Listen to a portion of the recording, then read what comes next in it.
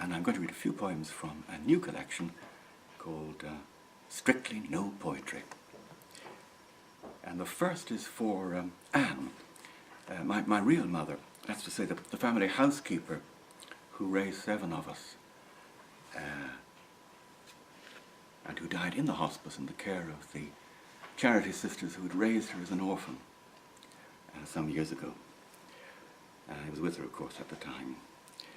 Anne was an inveterate knitter and prayer. She could do both at the same time while watching detective programs on TV. So, Anne in the hospice. Her coffin lid ajar for our gifts in the oratory was like a parcel packed for an orphan in Eastern Europe, with its little useless, wrapped, non-perishables, beads and a bear and the curled family photographs that had bleached to albinos almost on the white sill of a window. Thus the Christmas box for the ruined Muslim villages.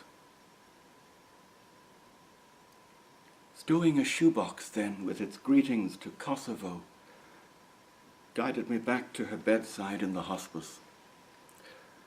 The rosary, the koala, the plastic bib that she wore, fetal and sleepy among the dark monitors, with her 2 still hands that had knitted together such balaclavas and mittens for the Red Cross Mercy missions. Now, I'll read the prefatory poem, which is which rhymes more or less. I think it was J.V. Cunningham who said, "How time humbles the proud of heart. I now make verses who aimed at art." So this is called AMDG, which Mark and Bob will remember as the logo of our school. At Maiorem Dei Gloriam, to the greater glory of God, is the Jesuit motto, AMDG. We write it on top of everything, the bungled algebra, the blundered Latin. And so my prefatory poem is called AMDG. Chalk on a classroom slate kick-started the process. Capital letters mating in a stick insect cursive in the shadow of Mother Power. Now Vera, a centenarian, astray in the convent parlour and staring at an aquarium. From the nights of diary entries in the ancient Greek alphabet of the strange seminal ventures my mother failed to interpret, to the pages my daughters proofread, to protect me from myself, and to keep my high and my low grade shelf life above sea level. From the cut and thrust of QWERTY to the cut and paste of Apple, from the holiness of dirt to the sanctity of debacles, when it hurts to write in longhand. No flick of the wrist for physios, but I persevere in my plan, which is G minor, con brio. I wrote about death and time, now it's sex and alcohol, and a troll's slow-motion rhymes of the all with the individual. Microsoft Windows, next stop. Yet the arrow and the hourglass hover still here on the desktop to honour the lovely impasse as my first imperial purple flow pen in olden school days. Open my lips again. I will marvel. I will marvel out loud and praise worlds and their wives' entreaties to the Lady Chapel's Lord.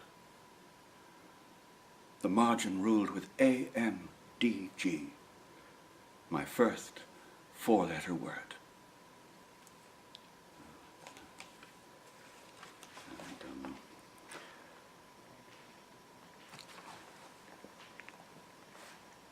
And since we're coming up to the referendum on Friday, I'll read a poem called The Communion of Saints, which I wouldn't be allowed to read on radio this week, in the interest of fairness. The Communion of Saints. The true Doomsday Book was not about omens, but about families. Domus, the Latin for home. It was an inventory of hearthstones, a candle mass. My daughter drew her granddaddy at his wake as a black-haired youngster. Crayons cannot do white. They cannot do newsprint or parchment or papyrus. My 80-year-old father is pointing still, like Moses, to a sepia of a baby on his chest of drawers. That is my mother, he says. She fed me for years and years. He tells me, I wish that I had asked you to my wedding. I show him the hospital scans of his great-grandchildren, the colour of the corpse in the holy shroud of Turin.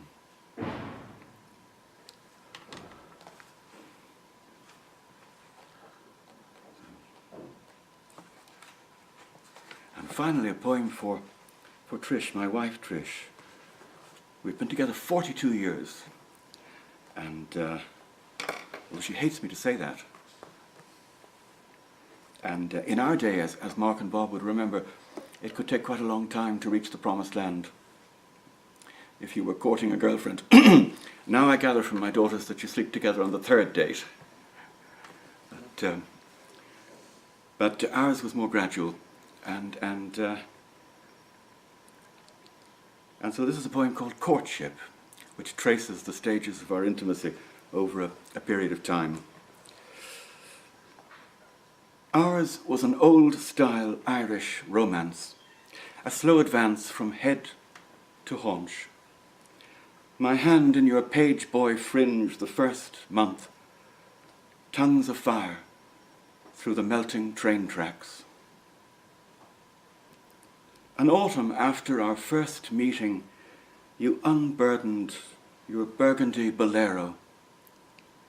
The two breasts greeted and given pet names. Nipples nesting in fashionable muslin. Then the warm slope of the small of your back.